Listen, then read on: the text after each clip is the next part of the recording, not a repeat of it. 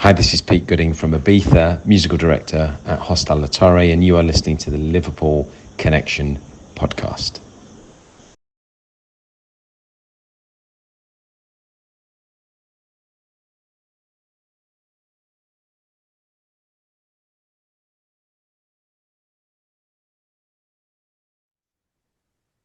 Hi, everyone, and welcome to another episode of the Liverpool Connection podcast. I'm Daz. This is my football and music episode where I bring on a guest to chat about football, most importantly, music as well. My next guest is an amazing DJ and producer. He comes from sunny Wales. Can't wait to get into it with him because he's been on two of my favourite record labels, Last Night on Earth, which is Sasha's, and John Digweed's Bedrock. So we're going to get into it. Aubrey Fry Hello, is mate. on the pod. So happy Nice to be here. Let's get into it. I know we're off camera talking about football, and I know a lot of musicians, they just don't have time to watch it anymore. So, they don't keep up with it. And you were saying when you were younger, you were a Liverpool supporter. So, that's two thumbs up already in my books. Well, yeah. So when I went to primary school, I obviously started playing football because that was the sport at school. It's always the sport at school in the UK, isn't it? Liverpool were I just dreamt, played Liverpool. I was a huge Ryan Giggs fan for many years. Which didn't he play for Liverpool? No, Man United. Did he not? Yeah, he was at United. But he's Welsh, isn't he? Yeah. That's why I loved him. but I'm sure he played for Liverpool at one point. No, he didn't. No. Yeah, I hate United. See, another good start. That's a great start. But yeah, when I was at primary school, I had I think it was a home team. It was the candy strip. Remember the old candy strip? But it was the green one. I think that was a home team, a home kit. But anyway, yeah. And then I got kind of peer pressured by my family, who are all massive Arsenal supporters. The whole family support Arsenal. Most of my family are English. I'm not. I'm very Welsh. I'm very proud of it, which is why I like Ryan Giggs. Or liked Ryan Giggs. But yeah, my family, they've always been huge supporters of Arsenal, and yeah, my uncle bought me an Arsenal kit, and then every year that he'd do the same thing, he'd buy me a new Arsenal kit. So I was just basically forced into Arsenal. And I mean, some would say that's child abuse. Well, it could be, yeah. I mean, so my cousin. The trouble is, my cousin was the chief executive of Arsenal, guy called Peter Hillwood, so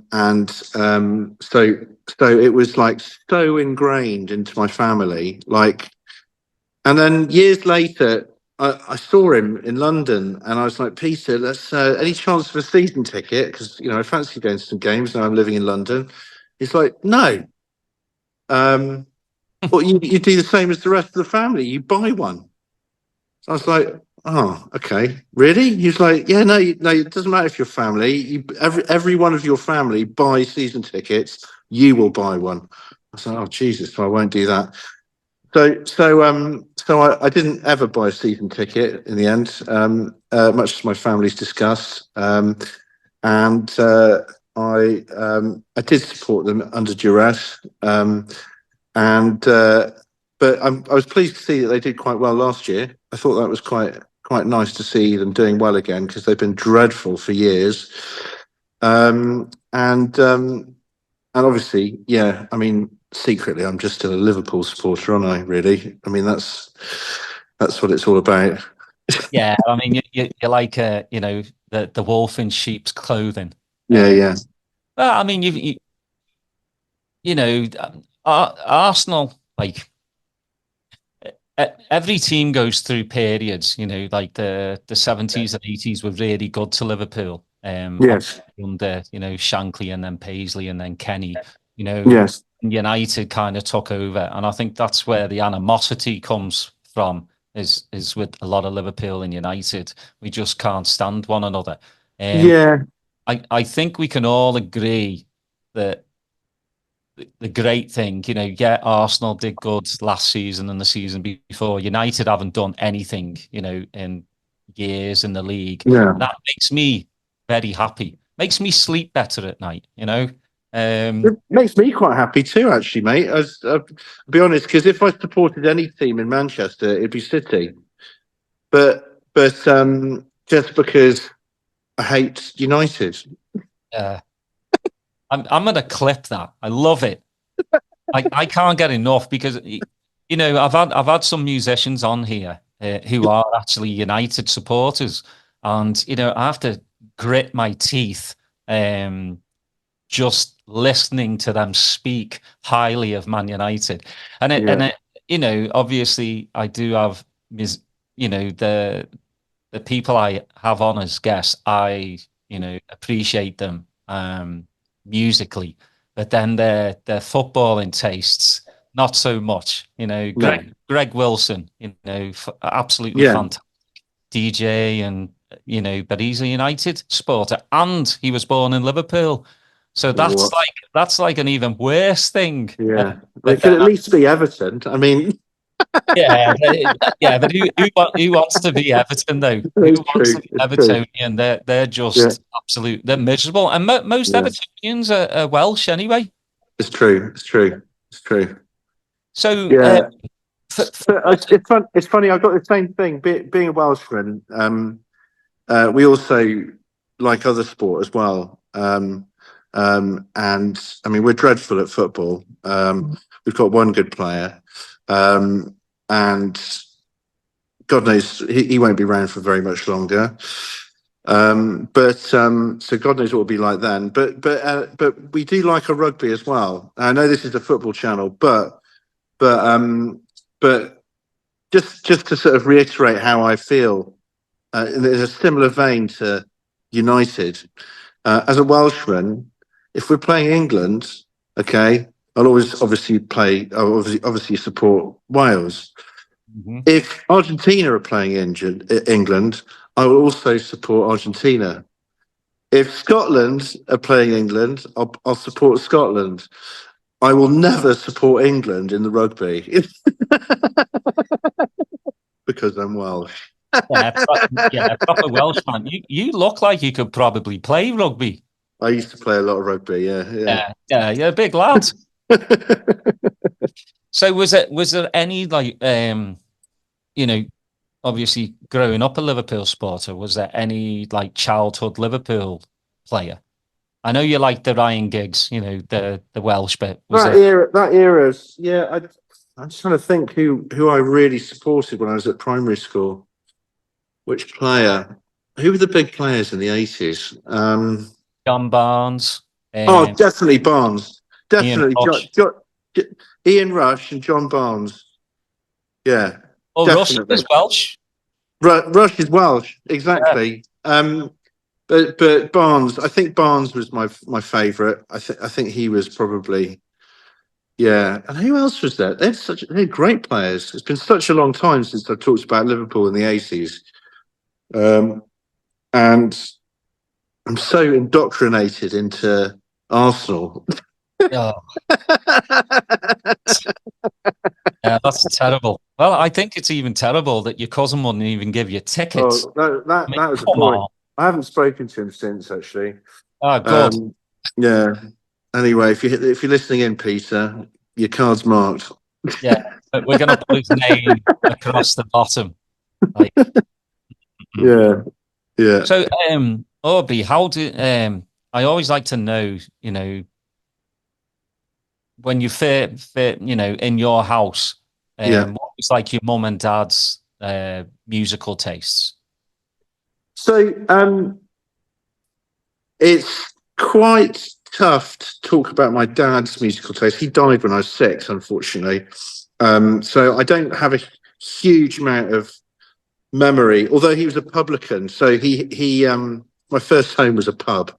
And he was really into fishing, fly fishing. So Nick Warren and I have a lot to talk about on that front, because he's well into fly fishing. But yeah, he liked the classics. He was, he I tell you what he did like. He liked Led Zeppelin. He was really into Led Zeppelin. That's one thing I can remember from him. I don't remember a huge amount about my father because he died when I was so young. And but my mum, she was well into music, and so I grew up on Prince, James Brown, bit of Michael Jackson, Off the Wall, that was a good band, I remember. The Pretenders, lots of old soul. My mum she grew up in London, so in the 70s, and she was sort of a teenager in the 70s. So she was really into ska and dub. She really liked dub reggae. So that really inspired me because I'm really into obviously electronic music, but dub and when it comes to electronic music, I really like dub techno. So that really kind of inspired me. That kind of whole sort of Afro-Caribbean sort of music that she was pushing towards me. And James Brown, I mean, he was just a don. Prince, absolute don, and really like pushing boundaries with electronica as well, and rock. Who else of note? Yeah, I mean, that's a really good. The Cure as well. I was really into the Cure. My mum, the Smiths, massive Smiths fan. Again, just it was that time when there was that real crossover into high production, high quality music production, not just like pop music, but really edgy. Fringe music becoming really high production. So it was a really exciting time, the 80s. I found for music,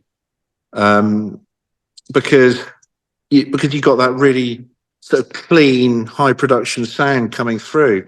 And actually, when I got into music, sort of electronic music, it was my mum that did that as well, because when I was 14 years old, she bought me the Renaissance 2 mix CD by John Digweed. And I listened back to it again the other day, because I do occasionally do that.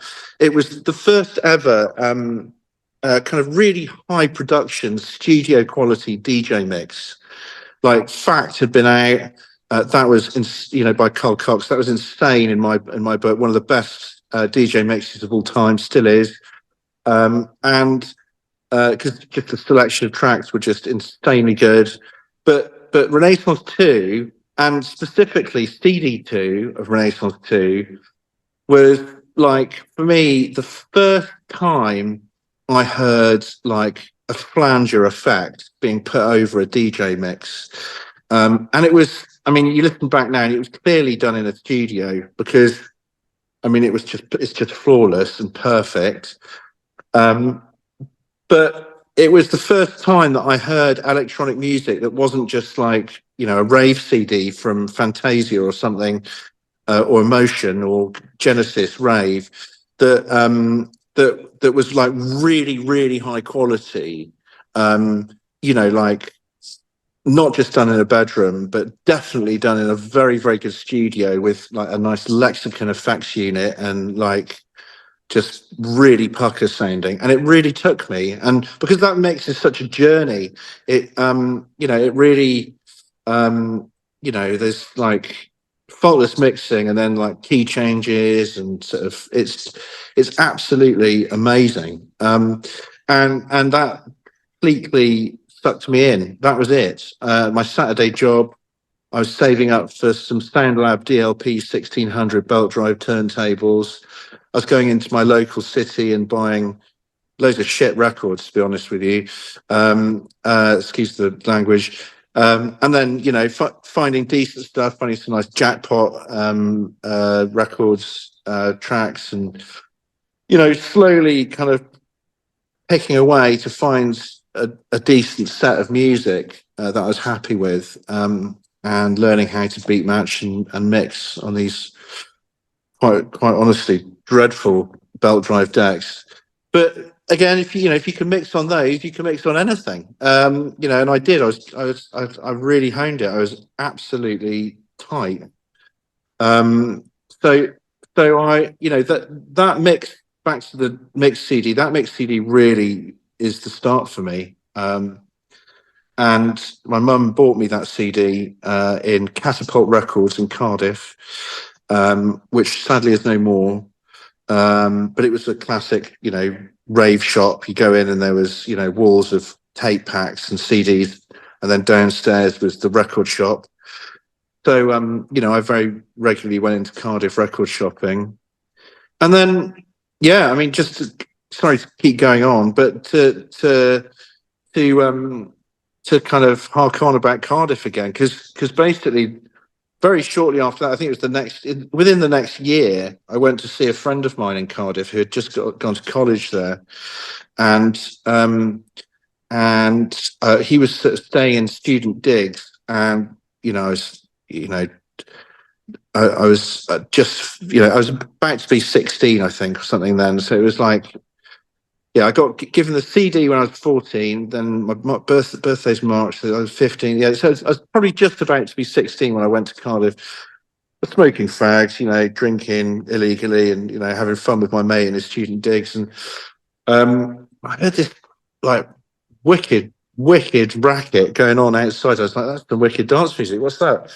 So I opened the window and looked down, and right below my mate's flat was the Hippo Club, and the Hippo Club was like a legendary rave venue in the sort of early 90s. It was, and it went on until sort of late 90s, that place. But it was, I was like, what the hell is that? It's amazing. It was Sasha playing right below me in the Hippo Club. I was like, we got to go, mate. So we went, we got in. I had like probably one of the best nights of my life. Age 15, nearly 16, but still not legal at all. And also Jimpy was playing there as well, who I'm still really good friends with. And it was just insane. So yeah, I mean, Sasha, Digweed mixed CD, and then Sasha's that Sasha experience at the Hippo.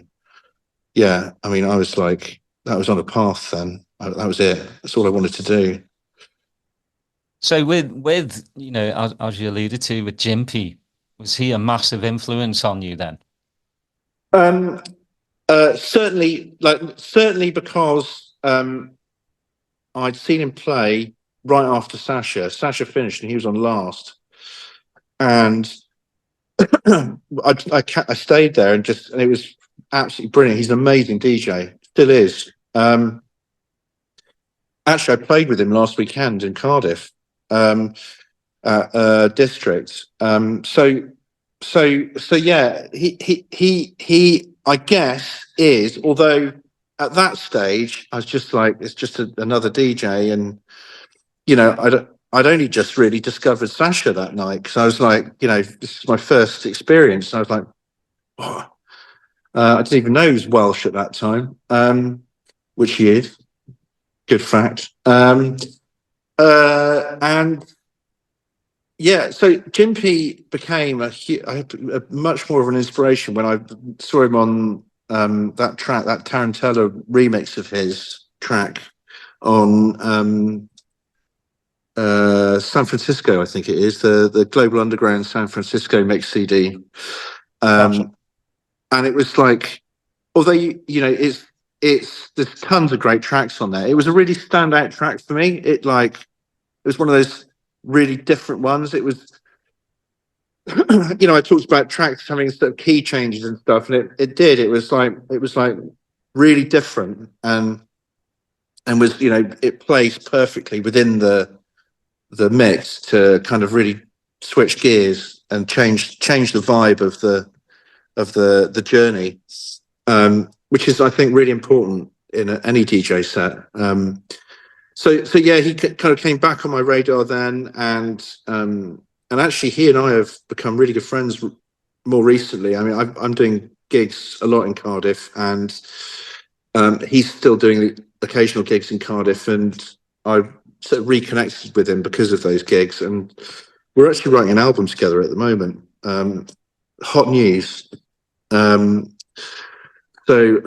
look out for that. That'll be about at some point in the next 12 months, I should think. But it's coming out really well. And we're kind of really exploring our roots, really, which is that kind of progressive tech trance style, slightly more pacey than your average progressive record these days. Not more than 127, 128 BPM. So kind of Sasha's speed right now, actually, because he's paced it up recently. But that's going to be a really nice record. It's turning out really well. Every track so far we're super happy with. We've got 2 more to do, and it's going to be really good. So yeah, inadvertently, Jimpy's become a huge influence in my life. And he's fantastic. He's the most amazing DJ. He really is. He's incredible. We're very similar in our kind of love of the music as well, the genre and kind of style. So it's really nice. So when did obviously, like we all do, we get decks. We play in the bedroom. We'll play some house parties. In the early days. When did you go? All right, I think I'm good enough to actually play out. Well, yeah, I mean, I think as soon as I managed to do a double side tape without fucking up, I was like, I'm ready. And actually it wasn't even an auto turnover tape. It was like, it stopped. You had to look out for it stopping because it was old. You'd open it up, turn it over while the record was still spinning, close it up, hit record again and carry on. And not stop, and as soon as I managed to do 2 sides of a tape and listen back to it and think, yeah, that's banging, I was ready. And people used to tell me that I was ready before I felt ready, because you have this sort of like imposter syndrome. That's what I call it, where it's I'm used to, everyone has it, I think, if they're an artist. They just don't feel kind of completely at ease with what they're doing all the time. They need reassurance from other people in some way. But I think that's a part of being an artist. Every artist is the same. If they say they don't, they're not really an artist, in my opinion. They're probably faking it.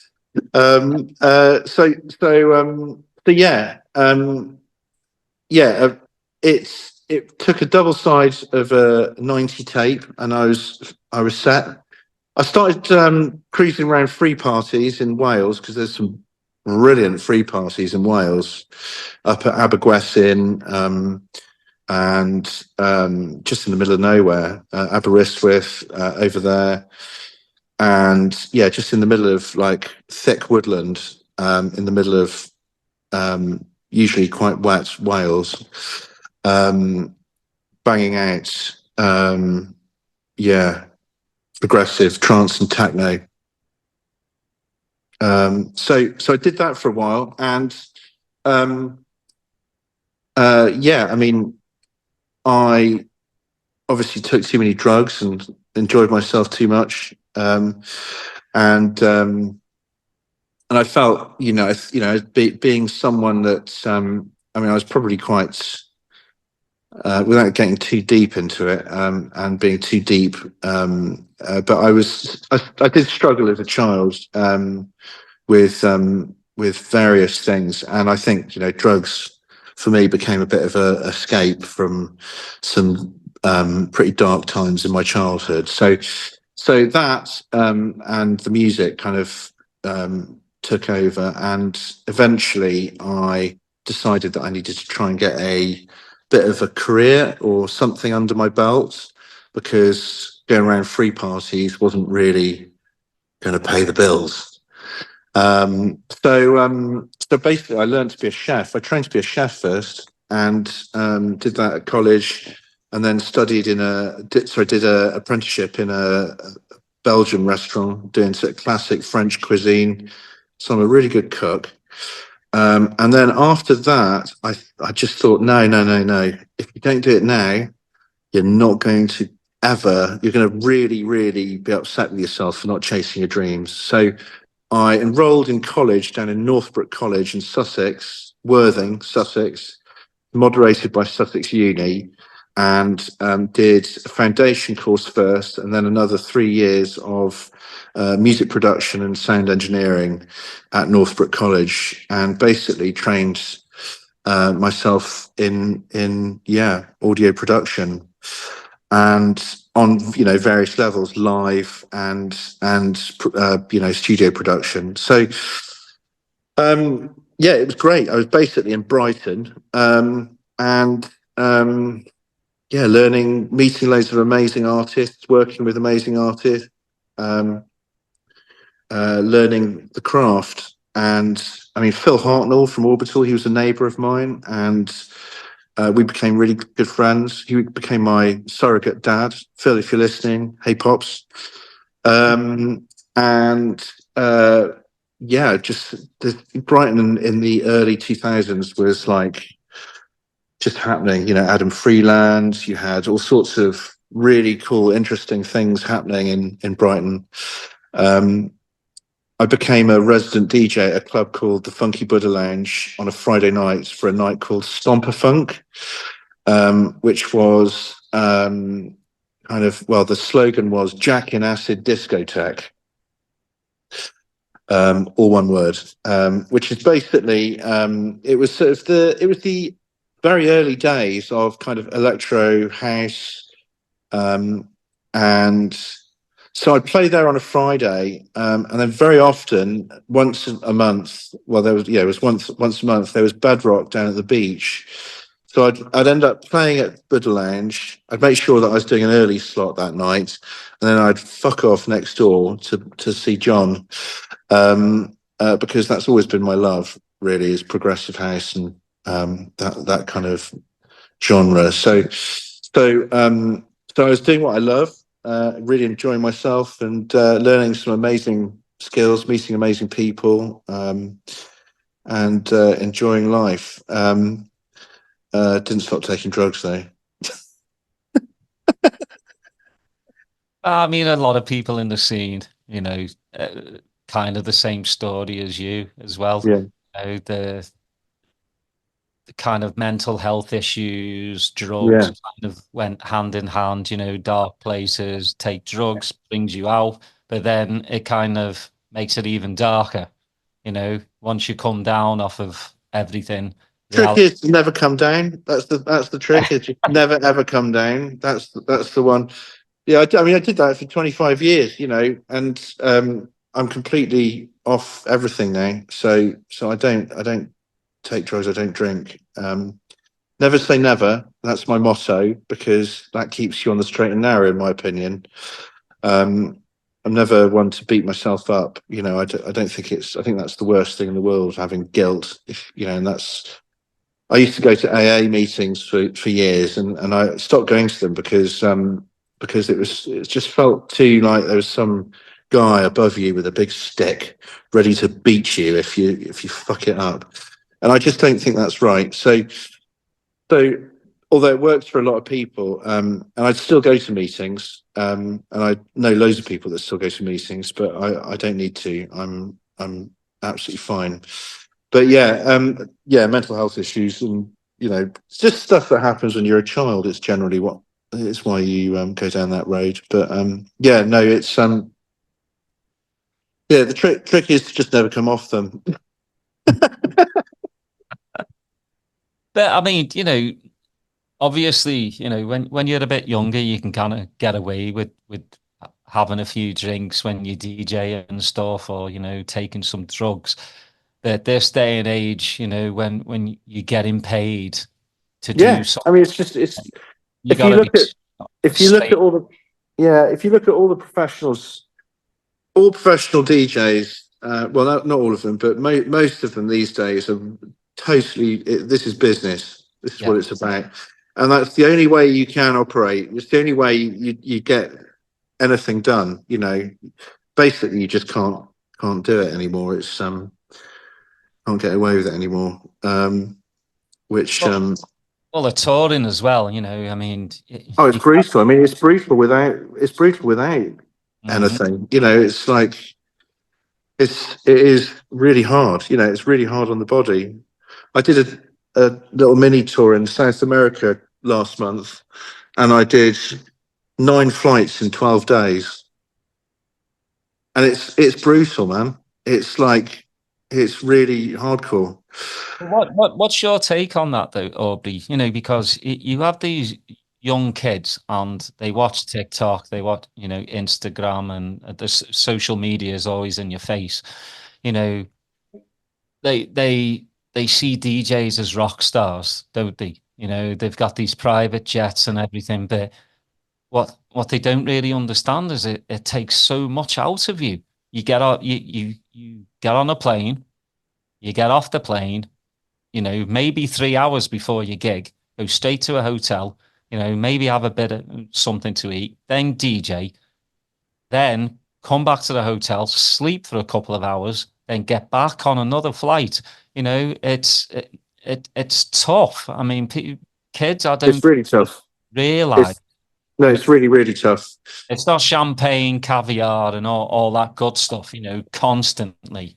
No, well, People need to not realize. for all of us anyway. Some people maybe, but Maybe for the top 10 of yeah, DJ Mag yeah, 100 or whatever yeah, that, yeah, that rubbish is. I yeah. don't even take any notice of that.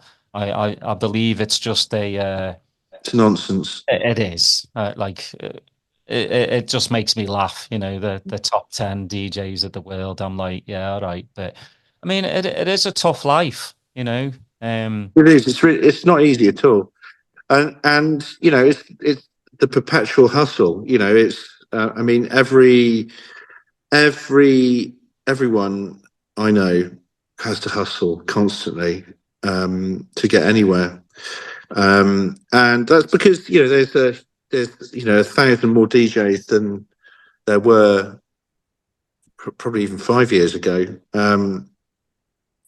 And you know it's just difficult. You got to constantly hustle to get anywhere. And that's be that getting gigs or you know selling records or it's constant. You know the hustle is relentless. And you know if you don't like that you're screwed. Thankfully I like that bit. um it's it's good fun. And you know I get I do a night in Cardiff of my own actually occasionally. It's sort of about 3 or 4 gigs a year, not many. Just sort of every quarter we put on a really high quality mostly progressive dipping into techno, but only so far. Gig at a really good club, and we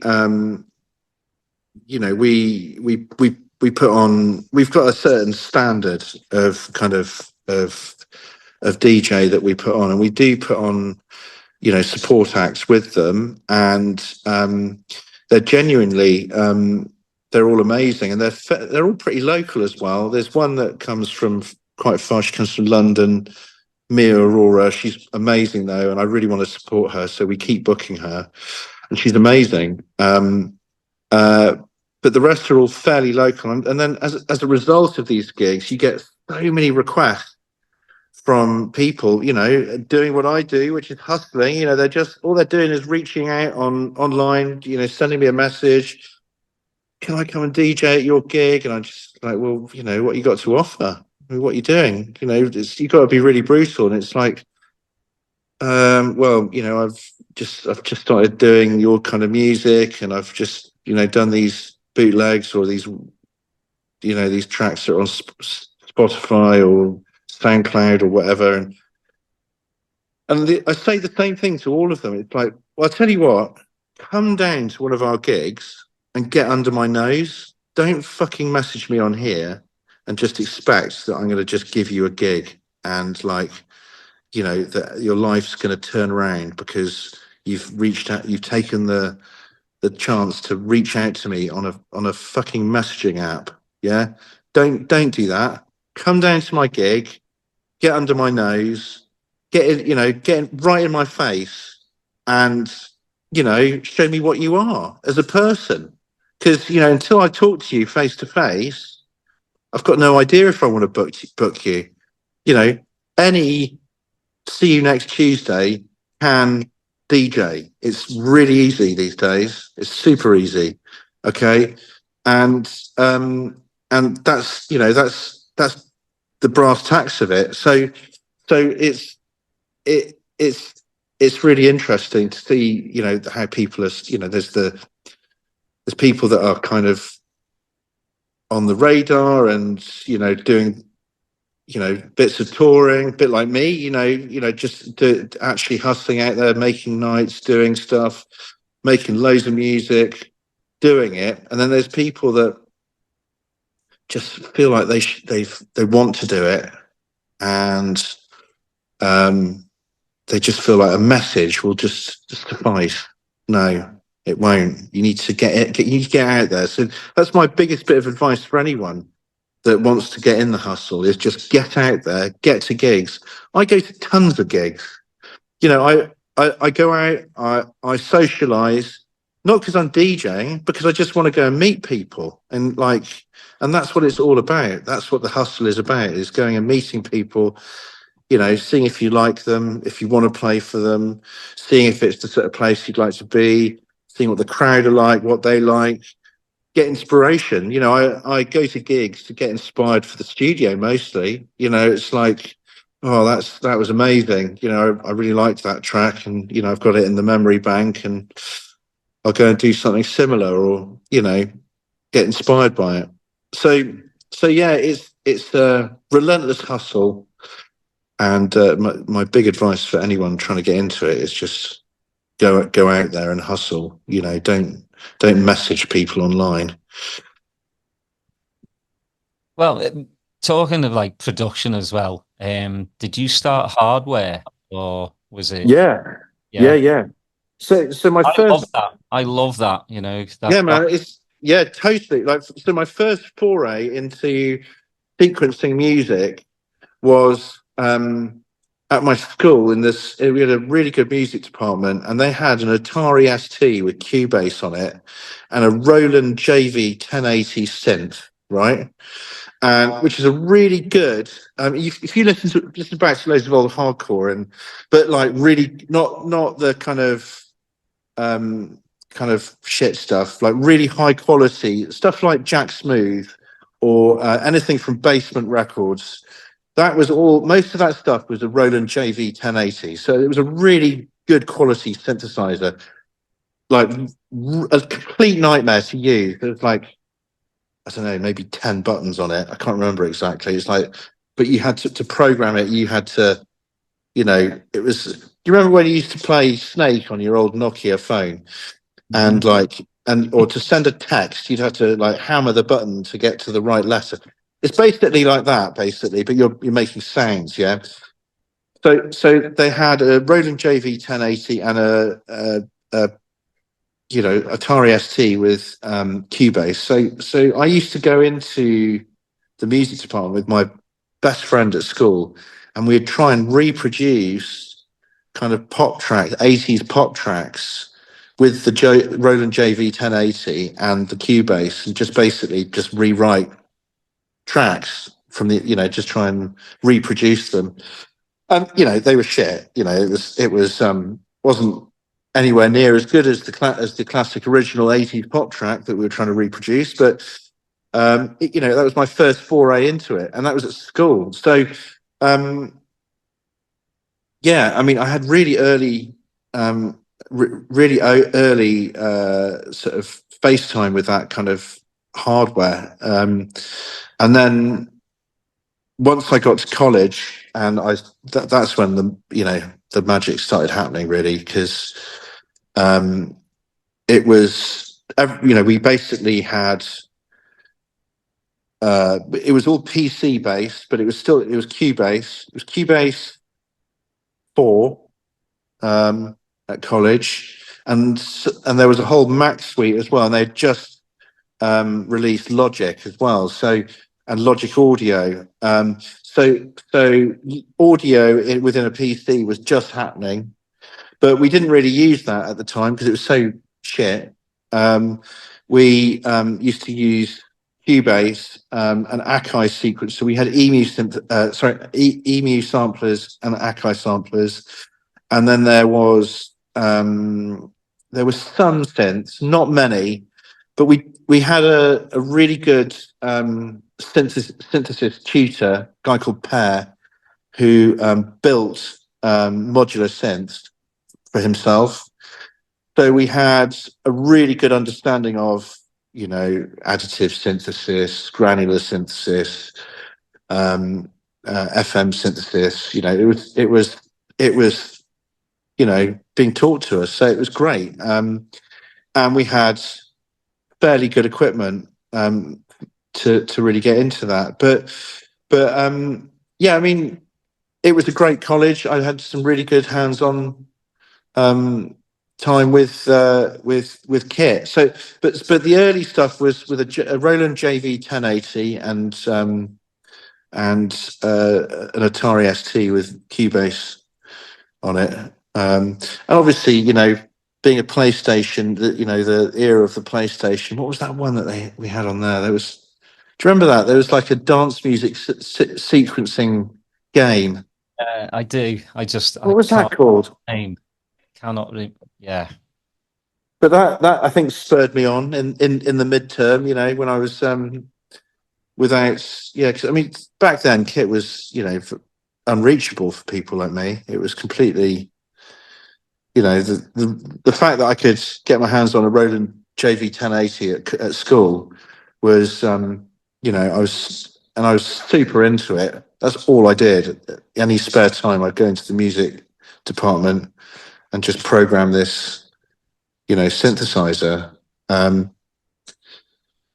So yeah, to answer your question, I did have some good hands-on hardware experience, and you know, audio, computer audio was just groundbreaking, and I was there from right at the start. You know, I explained to you earlier that we're just getting into, well, there was Logic Audio, and then Cubase 5 came out, which was an amazing audio sequencer. And at college we also had Pro Tools, so I'm still a Pro Tools operator. Although I don't use it, I can do. And yeah, so that whole kind of moving over to recording audio into a computer rather than a Tascam multi-track was just groundbreaking. You know, it was absolutely amazing. And I was kind of learning right from the start. So I think that helped me a lot. That helped me kind of understand sort of where things were going and keep up to speed with it. Well, I think a lot of people like think, you know, making music nowadays has been made a lot easier, you know, Pro Tools with Ableton. You don't need to buy the synths anymore. There's all these plugins. And, you know, every day thousands of records get released, you know, on Beatport and Bandcamp. They're, you know, 90% of them are just drivel. They're paint by numbers. Yeah. That's what I call stuff like that. So for you, you know, as a producer, I mean, your first record, right, came out on Bedrock, The Loop. Yeah. I mean, that blows my mind because Yeah. obviously, you know, again, we've talked about it. You're a Sasha and Digweed fan. What was your initial reaction, you know, of Well, John signing it? absolutely, it blew my mind, mate. I mean, it's like, I said to John at the time, I was like, dude, do you realize that this is 25 years? Because it was almost 25 years to the day that he signed that record, to me getting hold of Renaissance 2 mixed by him. So like 25 years later, and actually like the Mirror newspaper wrote about this. They wrote an article about me about this, and it was, I don't think John's even commented on that yet to me because he's quite a private person, but it is quite amazing. It's one of those things that you don't ever give up on your dreams. It's like it will happen. If you persevere, do the legwork, hustle, it will happen. There's when I was a teenager, I got sort of sucked into the whole conspiracy thing when I was sort of 17 or 18. In fact, my first email was aubrey@disinformation.com, I think it was. But I got really sucked into that, and when I was on this disinfo site, there was a DVD for sale, which was The Secret. Okay, and you can watch it on Netflix now, I think, and it's basically this sort of like self-help kind of how you make it. Went on to become whoever's the big kind of life coach is in America these days. You've got loads of them over there. It was like this sort of like, this is what you need to do to make it. It's absolutely true. Basically, if you knuckle down and actually do it, it will happen. And it can take 25 years. It can take 25 months. It can take 25 minutes if you're very lucky. But it's, if you just crack on and do what you love, eventually it will happen. And I mean, John was very, he was quite impressed that was the case as well. It was 25 years since he got me into this scene, and I've carried on. I've had big breaks in between, and I've done other things in my life, but basically, if you persevere, it will happen. And it was amazing. It was an incredible moment. I'd actually already had a couple of tracks out with John before that particular track, but only on actually I'd had an EP out already, and I'd been on a comp of his as well. But it all happened pretty much the same year. It was within 12 months I'd done all of those things, and it was 25 years since I got given that amazing silver CD. So yeah, it was an incredible moment and something I'll cherish my whole life. And I can't thank John enough for all he's done for me. He's a huge inspiration, and also he's put his trust in my music, and I can't thank him enough for that. And people did really love the track. So It was amazing. You know, I basically wrote the original, which was actually completely beatless. It was like a completely instrumental track that I wrote with my newborn son in my arms. He was born. I felt really inspired. I got home. He was just sleeping in my arms, and I was just bashing out melodies on my keyboard while he was sleeping. And my wife was probably comatose.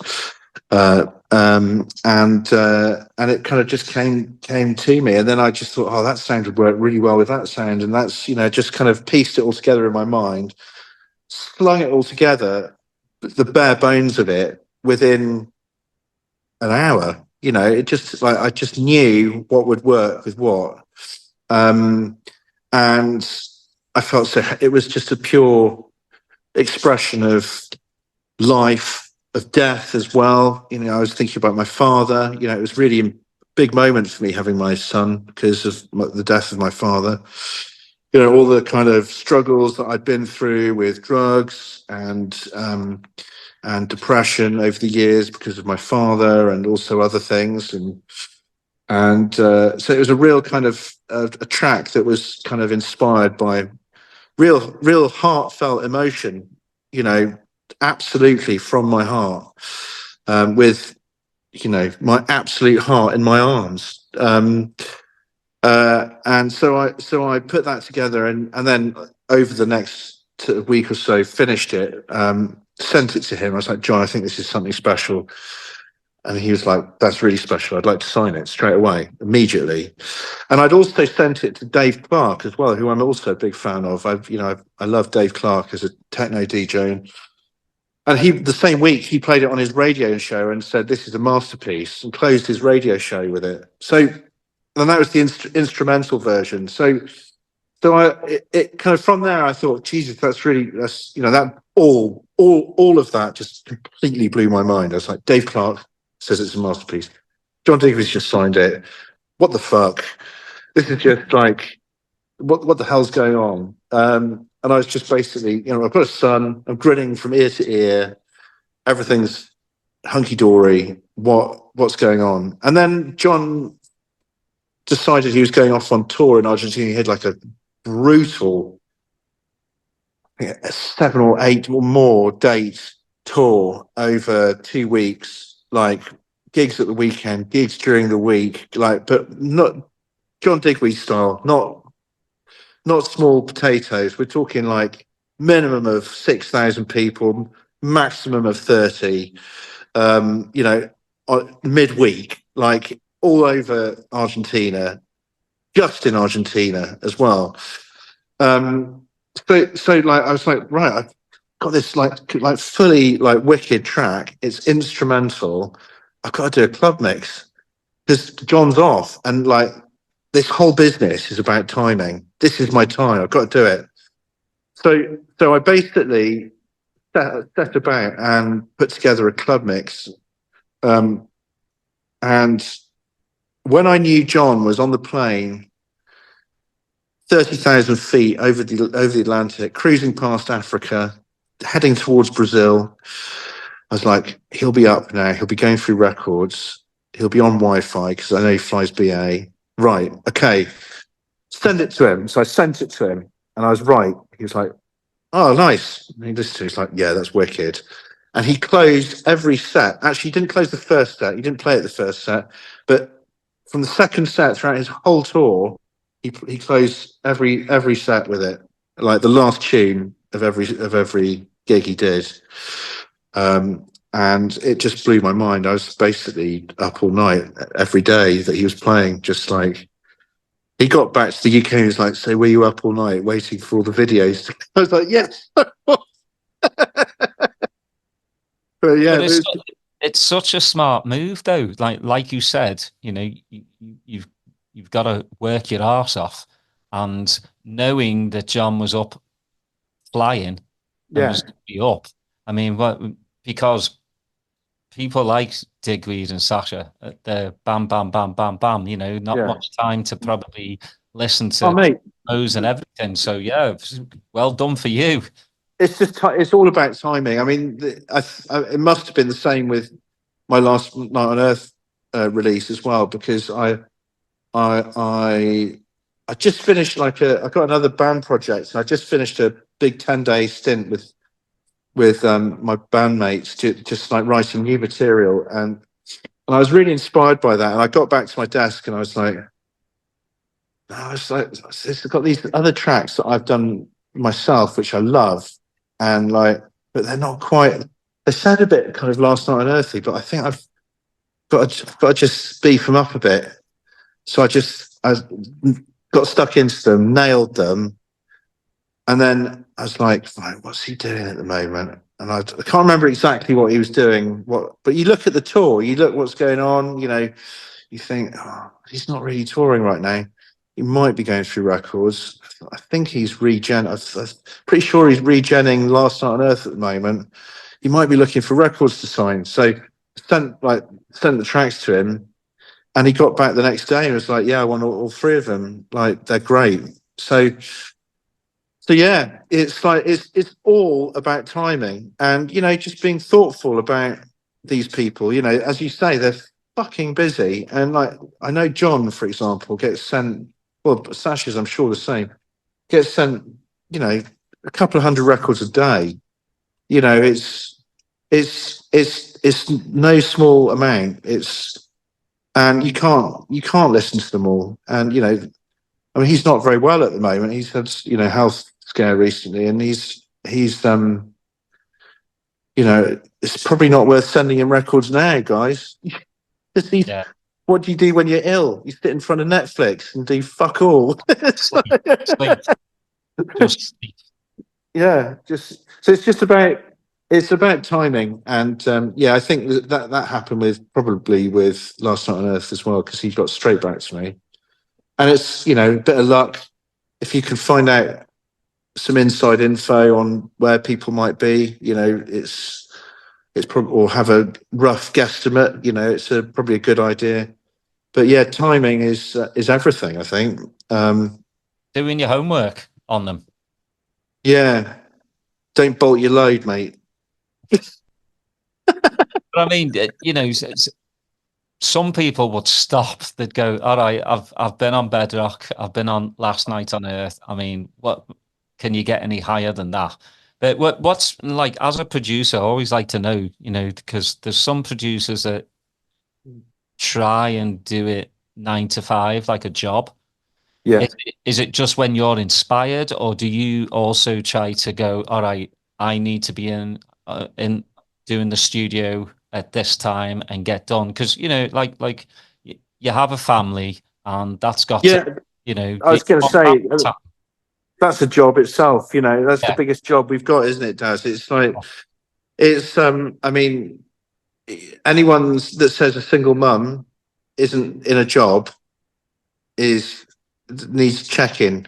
yeah, It's hard work, and you know, I'm quite fortunate that I have other sort of small other things and that I get on with, and that kind of just roll over in the background that can kind of keep me going a bit. But basically, I'm a dad, you know, most of the time, and a music producer the rest. And yeah, it's hard. It's really hard. It's really difficult getting interrupted when you're in a creative place. You know, it's really, really difficult, but you learn to just manage it and get on with it. But yeah, I think, yeah, I mean, I pretty much write music all the time now. That's what I'm doing right now. I'm in a phase of my life where I'm able to do that. If I'm not writing music, I'm looking after my son. And my wife does work as well, so you know that helps. And otherwise, you know, I live I kind of live work really. We've got a yoga studio.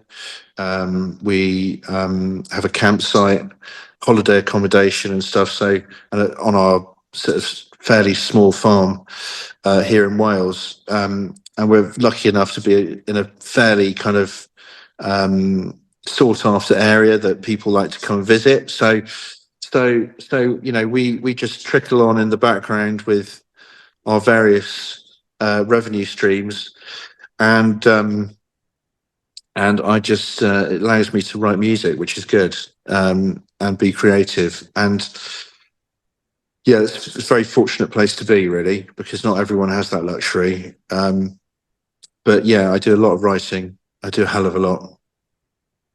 Well, you've got a lot of things to write about, like, and having a child is inspirational. I look at my girls and I get inspired by them. Yeah. It might piss me off every now and again. Just that's how kids are. We were kids once. We were all up in our parents. Annoying them.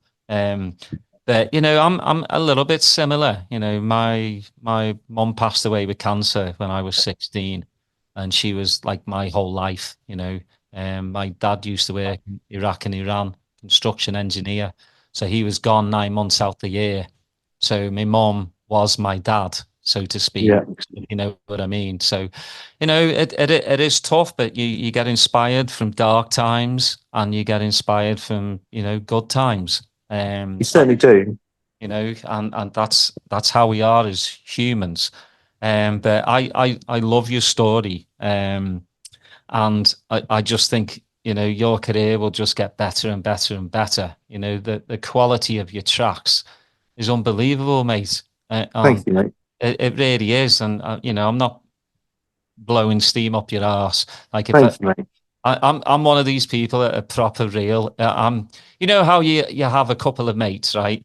You have the one mate will just tell you everything is the best thing he's ever heard, and then you've got the other mates like, that's not very good. Yeah. I'm that person. Like, if it's bad, it's bad. Yeah. I'm not going to blow smoke up your arse. And, thank you, mate. Same with the DJ thing. I've been around the block quite a few times, and I've seen some of the best DJs in the world, and I hope you come to Texas one of these days. I'd love to. Isn't there? There's a new club in Texas, Silo in Dallas. Yeah. That's where Sasha just played. That's right. Yeah, I've heard about that place, and actually, I've got a bit of an in there. I've got the guy I'm working with is really close with one of the residents there, and yeah, we're talking about that. That's something that might happen, and if it does, you're in, mate. Yeah, you're on the list. You're the nice one, not like your cousin who makes you pay. No, mate. No. I don't. I'm the black sheep of my family, mate. I don't toe the line like that. Yeah, Dallas is 3 hours away from here, so nice. It's you have to drive anywhere in the States because everything is so far away. But yeah, I mean, Texas has been really good. I mean, the States, like electronic wise, you've got like a lot of the EDM stuff, which it's not me. No, it's the big room sound. I don't get it. It's again paint by numbers, and then you've got the underground stuff. So I just hope that a lot of the kids that go to these like EDM events start to trickle down into the underground more and start going, you know what, there's more to this big room stuff sound, and I think it'll happen. I mean, maybe not 100%, if 20%. I think it kind of already has started in some way, because I mean, there's been some decent action in the kind of more kind of upfront area of electronica. I mean, the Bicep, for example, Bicep's a great example of someone that started very underground in East London, and was doing parties in East London, and suddenly blows up and is touring the world. Those guys are a good example, I think, of kind of keeping it kind of pretty underground, but having a formula that is accessible to many more people. There was another band called Bronson. I don't know if you caught that album. It was on Ninja Tune. Another, on the edge of commercial, but not, and like actually top quality. And I have high hopes that you're right, Daz, that people will, kind of see the light and start listening to a broader spectrum than they're used to. It's funny because like certain, a lot of the big promoters in the States that are really pushing like the Electric Daisy Carnival, Pascal, for example, he's like, he's the daddy, he's like Mr. Insomniac. And he grew up listening to Digweed. He grew up going to like underground progressive gigs, and obviously is a businessman and doing that kind of scene now, but still books quality underground acts for these events as well. So I think that people do get the chance to be exposed to this kind of more credible electronica, and I think I've been seeing more and more young people going to Bedrock gigs, or Last Night on Earth gigs, and in South America, I was so surprised, like seeing like really young people going to progressive house events, en masse. So I have high hopes, and I never give up. So it's just one of my things. I never will give up. So there are things worth giving up, and there are things not worth giving up. The music, I will never give up. So I have high hopes, and I think you're right. They will see the light. Well, you've got, I mean, lately it just seems like you put in track after track out. I mean, it's not stopping, mate. Yeah. 12 Point, Chris Scott's sister label of Forensic. Again, you're in good hands because Chris is an absolute legend. He's a lovely bloke. It's a shame he supports Newcastle, but we can look away. We can overlook that. Yeah, someone's got to support Newcastle, and it is a top quality city. Yeah, like, it is. Over and above the football, it's a good place. The people are fucking amazing. It reminds me of Liverpool. It does. They take after their own, which is really does. It's very, very much like that. Do you know what? A friend of mine. Here's a little funny thing. A friend of mine. He used to do merch, and he did merch for quite a lot of big rock acts, and also Depeche Mode. He did their merch. So he was the guy that organised and facilitated all of the official merch T-shirt stands at these big world tour events. And he did Depeche Mode for many years, and he went through a period of going between Newcastle and Amsterdam, like backwards and forwards to Depeche Mode gigs. So they did like a series of these gigs between Newcastle, and he realised that when he went to Amsterdam, he learned how to speak Dutch because he was hanging out in Newcastle so much, and their language is so similar. Apparently there's tons of words that are like just like being a Geordie. So I thought that was quite interesting. That's funny. When you think about it, you're like, yeah. I'll tell you what, Aubrey, it's been great chatting with you. And you, sir. Again, I always bring on people that are part of my musical landscape who I admire, and I now talking to you, I love, your work ethic. And it's just brilliant. I just think sky's the limit. Again, I'm sure, going to South America and seeing like it just, that scene in South America is just That's amazing. insane. It's just It's absolutely amazing. you know, because that what I like is, and especially for a DJ as well, it's not this like 1 hour set. It's this 3, 5, Yeah. 6 hours. And I think that that's great because, you know, when you get booked to just play an hour and a half, you've got to, you really have to, you know, especially if you're the headliner, you got to put the bangers out. But when you're able to, you know, kind of curate the whole night or Yeah. most of the night, you know, and their openers really know how to open. They really do. They really do. I said to my agent actually recently, who's based in Argentina, who's a nice guy called Fabricio from FPBs. If you want to book me, but he is a lovely guy, and I was like, so dude, I just want you to know that my price is my price, yeah, but I will play for as long as they want me to, literally. If they want me to carry on all day, I'm there. All right.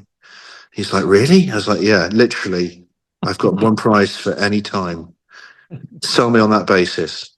Go get them. You can take that to the bank. No, that again, that, you know, that I think that's the way it should be. Yeah. It should be a privilege to play for people. Yeah. You know, Yeah, but also bringing in, you know, bombs on the seats. Yeah. So you've got to kind of have that balance. But any new stuff coming out soon? Yes, lots. So I got a remix pack coming up of I did like a sort of slightly different track, well, very different track actually. Earlier this year, I did like a sort of collaboration with a new pop singer called Her Majesty, and we did a sort of like crossover alt pop type track together. It was very much a kind of electro, but with a kind of slightly progressive tip to it. And I've got a load of mixes coming out of that this weekend. Got a few bits coming out on some other labels, some bigger labels, and also pretty much a track a month from me landing on your inbox. Well, for as long as people want to keep signing my records, really. So yeah, I've got tons of material, loads of new stuff, tracks coming out every month. Yeah, and hopefully till the end of time. Yeah. Well, everyone listening, you can find Aubrey's tracks on Bandcamp, Beatport, Spotify. Get that algorithm up. Yeah. Do you have a website? I do, yeah. Aubreyfry.com. Yeah, aubreyfry.com. And yeah, you can find absolutely everything on there. And yeah, I mean, you're all welcome to shoot me an email as well. I'm always available. Just email me at book@aubreyfry.com. Yeah, especially if you want to book Aubrey. He'll play for, you know, like he said, until you tell him to get off. So one price fits all. Aubrey, it's been an absolute pleasure to have you on. Peace, Daz. Lots of love to you, brother. Definitely keep in touch. Will do. I'll hopefully be back home April. I've got a wedding to go to. Not mine, because I just celebrated with the missus our 18th wedding anniversary today. So oh, congratulations! Yeah, still well together done, after all these years. I don't know how she's put up with me, but she Yeah, has. So you know, fair play to her. I'm not far behind you, mate. I'm on 16 years now. So Yeah, I'll tell you what, it's in this day and age, that's good numbers, you know, because any people just, they don't work on it. They just go, that's it. So I'm not going to leave on a bad note, but please everyone, please like, subscribe, put your notifications on, and we'll see you next time.